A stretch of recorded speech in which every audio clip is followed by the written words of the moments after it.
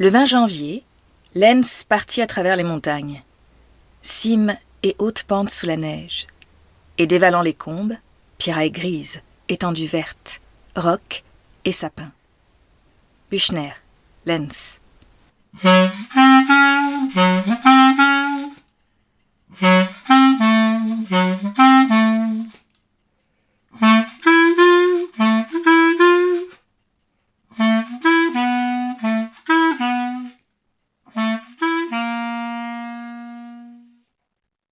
La revue Rue Saint-Ambroise et l'association Rue du Conservatoire vous proposent Rencontre dans la montagne de Olivier Bourrat. Lecture Judith D'Aleazzo. Musique Charlie Nelson.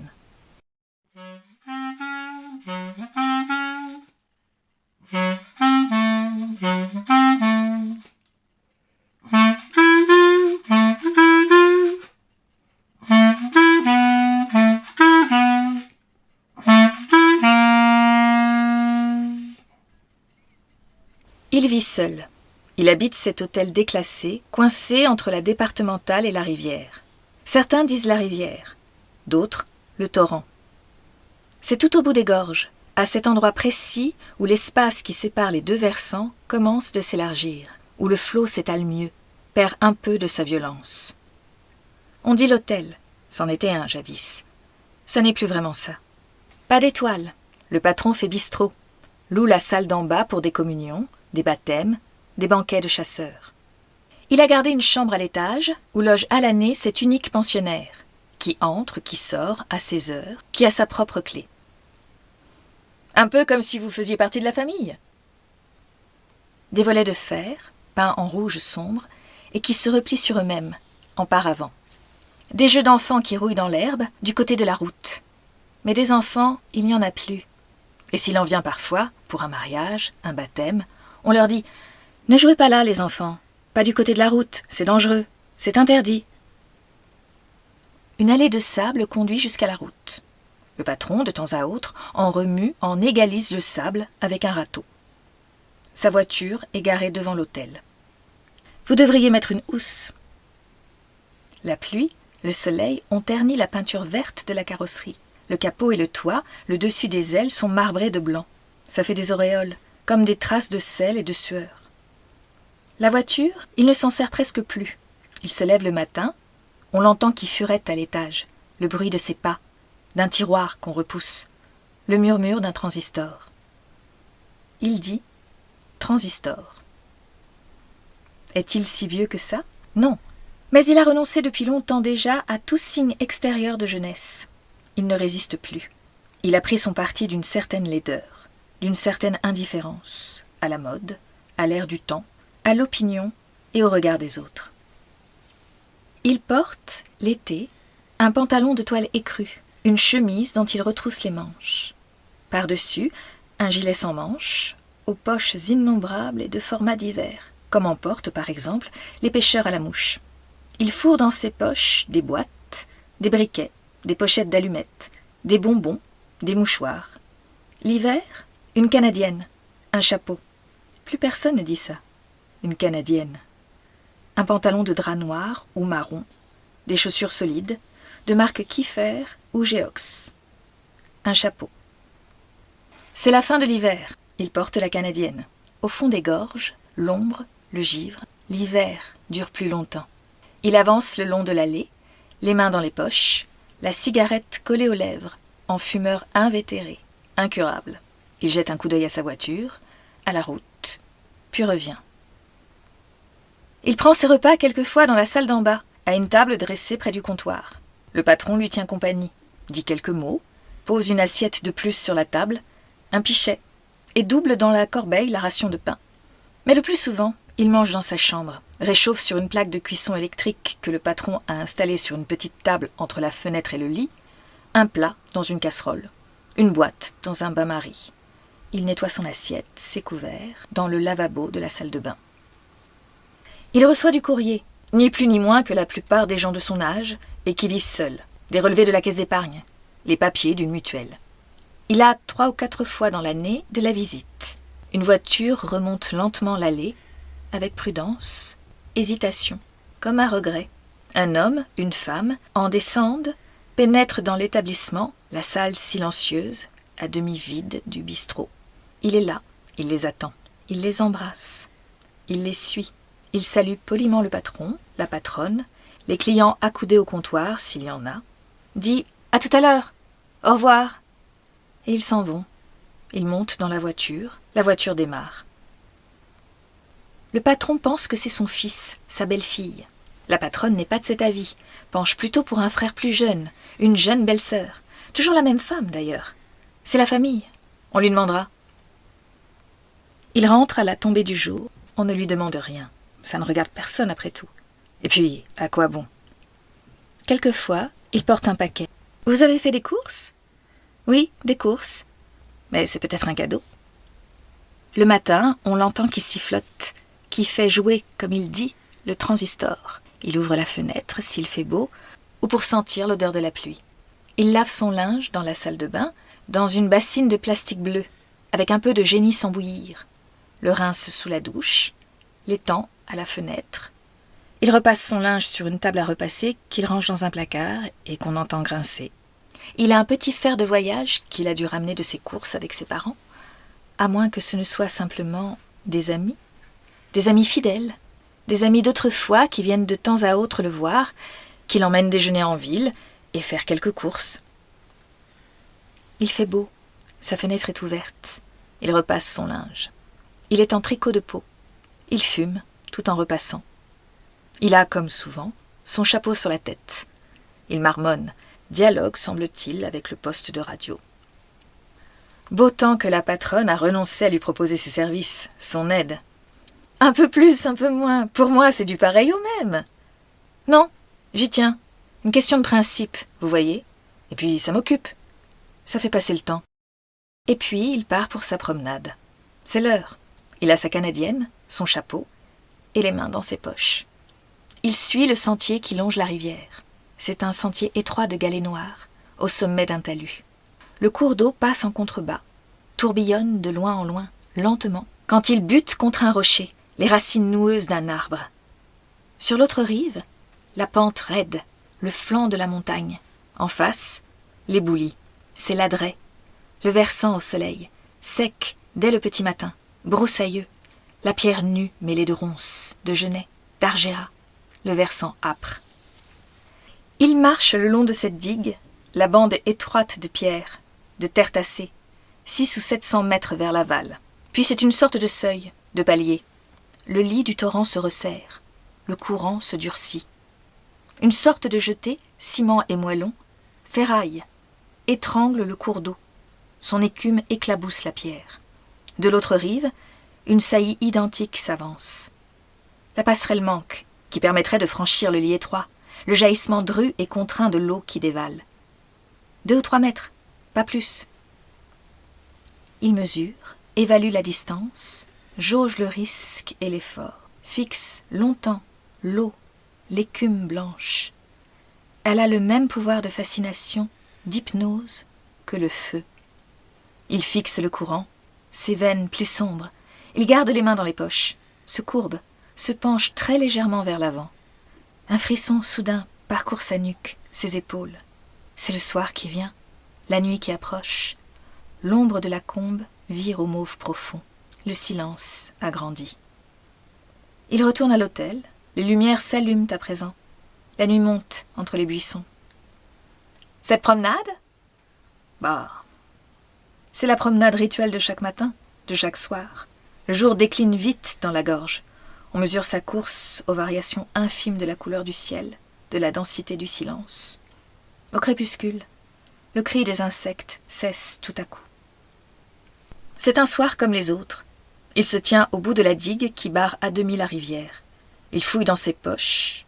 Il trouve son briquet, allume une cigarette, fume posément, tout en observant le bouillonnement des eaux. Il fait 4 pas en arrière. Il regarde autour de lui, comme s'il redoutait d'être surpris dans une posture ridicule, incongrue. Il prend son élan, il s'élance, franchit d'un bond la passe étroite, le peu profond ruisseau, prend pied rudement sur le muret d'en face, glisse, titube, dérape, manque tomber à la renverse, se rétablit de justesse, se cramponne à pleine main.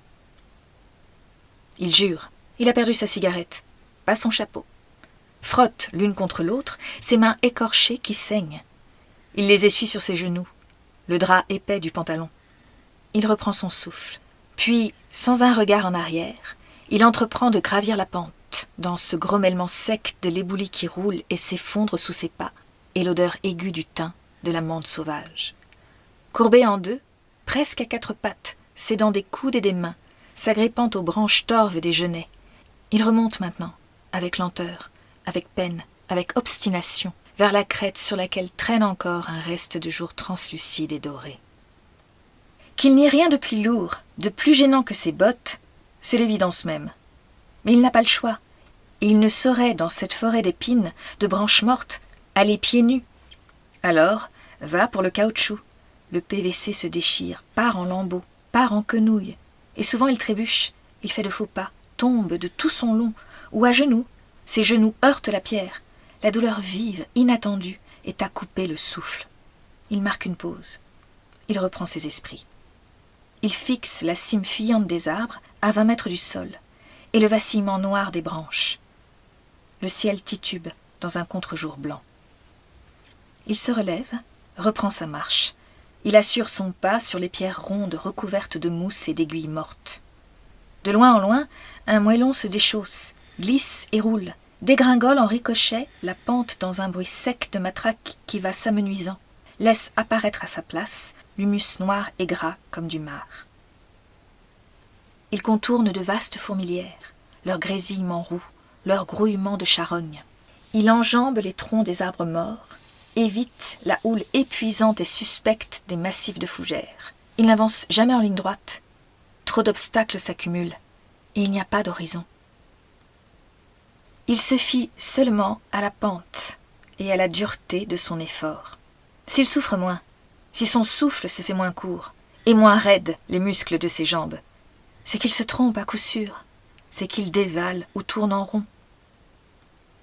Il recommence, reprend le cap, trace lentement, comme à tâtons, son chemin, se laisse guider encore par cette circulation, plus libre peu à peu, de la lumière et du vent entre les troncs dressés et les troncs abattus. La nuit vient, puis une autre. La nuit est plus peuplée que le jour. Des bêtes passent près de lui. De quoi se nourrit-il ? C'est en allant devant lui qu'il trouve ce dont il se nourrit, comme les bêtes font, car c'est par la bouche que les bêtes connaissent le monde. Il mange à peine d'ailleurs, ne pense à manger. Il mange parce que son corps appelle, et alors il se saisit d'une racine, d'un fruit. Mord cette racine, ce fruit. Il a pu tenir jusqu'à présent. Il boit l'eau des sources et l'eau qui repose au creux des souches, sur la mousse lumineuse et verte. Il s'est levé, il faisait encore nuit. Il est sorti de la chambre dans le noir, en s'efforçant de faire le moindre bruit possible, de ne pas la réveiller. Elle ne s'est pas réveillée, elle n'a pas bougé en tout cas. À peine un soupir. Elle s'est tournée à demi. Il avait déposé ses vêtements dans la cuisine, sur une chaise. Il s'est habillé en silence, il n'a pas fait sa toilette. Un peu d'eau simplement sur son visage, ses yeux. Il a bu un verre d'eau, puis un café noir. Il a pris son sac et ses cannes, ses pantalons de pêche. Il s'est dirigé vers la porte d'entrée. Il s'est arrêté devant la chambre des enfants. Il a poussé la porte avec douceur. Les enfants, dans leur lit double, un globe terrestre en guise de veilleuse. La lumière bleue et pâle sur la table de chevet. Le Brésil comme une écorce d'orange. Le visage et les mains des enfants. Il s'en va. Le bruit trop sec de la porte, qu'il referme avec précaution pourtant. Le crissement de ses pas sur le gravier, et celui ensuite des pneumatiques. La voiture qui s'avance lentement sur l'allée. Il s'éloigne. Il prend sur la droite. Il accélère. La route et les arbres dans le faisceau des phares, les lumières du tableau de bord et le murmure de la radio. Les chansons de la nuit. La nuit est pleine encore, la route déserte. Il remonte dans une coulée lisse, sensuelle, sans à-coups, vers l'amont. Les lignes blanches et nettes, le reflet phosphorescent d'un panneau dans la trouée des phares. Une bête, un renard, un chat sauvage, file dans la lumière.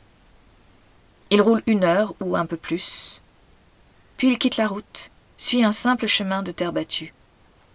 Des branches frôlent les rétroviseurs et la carrosserie. Il se gare dans une sorte de clairière.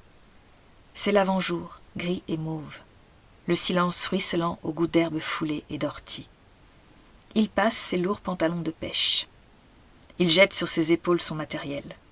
Il se dirige vers la rivière dont on perçoit en contrebas la rumeur, l'odeur de vase, la lueur noire. Il arrive sur la plage. À cet endroit, la rivière fait un coude, ralentit. Elle creuse son lit, devient plus profonde et plus sombre. Il s'installe sur la plage de galets, de sable, cale sur leur support ses 3 cannes, lance et tend les lignes de fond. Il s'assied un peu en retrait, essuie ses mains avec un mouchoir. Il fouille dans ses poches, en extrait un briquet, un paquet de cigarettes. Il allume une cigarette. Il fixe les lignes qui plongent dans l'eau noire. Il attend. Quelque chose remue dans l'herbe auprès de lui. Un héron tombe des branches, se pose au ras de l'eau sur une souche. Le jour mûrit au-dessus de la gorge. Un peu de vent agite par bouffées la cime des arbres. La touche, inexplicablement, ne vient pas. Une seconde cigarette, l'envie de se lever, de faire quelques pas, de relever peut-être cette ligne. Il résiste d'abord, maintient en suspens cet équilibre fragile. Le soleil apparaît dans les frondaisons. Ses premiers rayons frappent la surface de l'eau, qui verdit. Finalement, il s'avance, jette son mégot, pénètre avec précaution, lenteur, dans le lit de la rivière. Il avance pas à pas. L'eau froide monte jusqu'à son ventre, son torse, le soulève et l'allège. Il lève les bras, instinctivement, s'efforce de se grandir. Il attend, et cet instant où soudain il va perdre pied, où l'eau, sans crier gare, va s'engouffrer dans ses waders, ses bottes, et l'entraîner vers le fond. Mais il ne glisse pas. Il garde son équilibre et bondit comme en apesanteur sur la pointe des pieds. Le fond s'élève à nouveau. Il retrouve son assise et son poids. Il gagne l'autre rive. Il se cramponne aux racines, aux grands iris juteux. Il s'arrache à la rivière. Ruisselant, il s'ébroue. Et sans se retourner, il s'enfonce dans le taillis, le sous-bois. Il gravit la pente de l'autre côté de la rivière. Maintenant, la forêt s'abaisse. L'espace grandit entre les arbres. Il remonte vers l'herbe rase, les prairies, les alpages, des amoncellements de rochers roses. L'air est aigre, aigu. Un cingle gris rebondit de pierre en pierre. Plus haut, c'est le sifflement d'une marmotte. La nuit arrive dans un silence vert. À l'aube, le soleil fera claquer le roc comme un jeu d'osselets. Le passage était encore plus haut. Invisible d'abord, il fallait pour y accéder suivre longtemps la trace à demi effacée d'un sentier. Il y avait ensuite comme une trouée dans la pierre, un passage étroit, percé comme à coups de pic. Le vent s'y engouffre et la lumière triste de l'aurore. On devine en contrebas le moutonnement livide des vallées, des crêtes, des forêts bleues enlisées dans un reste de nuit. Le chemin dévale en contrebas. On dit que c'est un chemin. Ce n'est peut-être qu'un sillon, une laisse de moraine et d'herbes couchées qu'abandonne après elle l'été, la fonte des neiges. Il se traîne en haillons, dégringole la pente, le faux sentier. C'est un déhanchement tout au long de l'abrupte, l'herbe rase et drue comme un pelage, le parfum amer de la gentiane, la bouche noire d'un terrier. Un lac noir, profond comme un puits, s'accroche au flanc de la montagne. Un filet d'eau, épais à peine comme le doigt, une eau lisse comme de l'huile, naît de ce lac, comme un trop-plein, déborde et verse dans un murmure vers la vallée. Il trouve la montre bracelet. Elle brillait au soleil, à côté d'un buisson. Il la met dans sa poche. Elle marche encore. Elle indique l'heure et le jour. Il connaît ainsi l'heure et le jour, pour peu que la montre ne soit pas déréglée. Il suit le sentier qui sinue, serpente, qui se mue maintenant en une sorte de piste. La roche, comme il descend, change peu à peu de couleur, se teinte de brun, de roux. C'est l'oxyde de fer. Elle rend aussi un son plus clair, comme les tuiles, les briques d'un toit, d'une maison affalée. Quelques arbustes ont grandi à l'abri d'un rocher. Il suit la trace. Elle est infime. Imaginaire, peut-être. Elle remonte du passé. La soif et la faim le tenaillent. C'est comme un grand sommeil, une torpeur.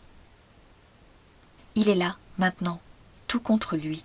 Il a senti peu à peu s'affirmer sa présence, presque son odeur, et puis son souffle, l'empreinte de ses pas, de son corps dans l'herbe, les buissons, au long du chemin. Voici qu'il le rejoint, qu'il tâte à travers ses pantalons de toile les jambes maigres, qu'il prend dans ses mains blessées, qu'il passe autour du poignet le bracelet de la montre. Il remonte le col de la Canadienne. Il lui tend son chapeau qui a roulé dans la pierraille, l'herbe aux ours.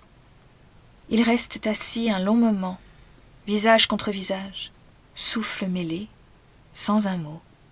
Puis il se redresse, fouille les poches de la Canadienne, trouve le paquet de cigarettes écrasé. L'autre lui tend le briquet. La nuit couleur d'ardoise suinte déjà dans la vallée et le long de la route. On aperçoit, qui serpente, une voiture, la lueur des phares. Il se lève, soulève l'homme par les épaules. Il l'aide, il le soutient. Ils s'en vont. Il titube.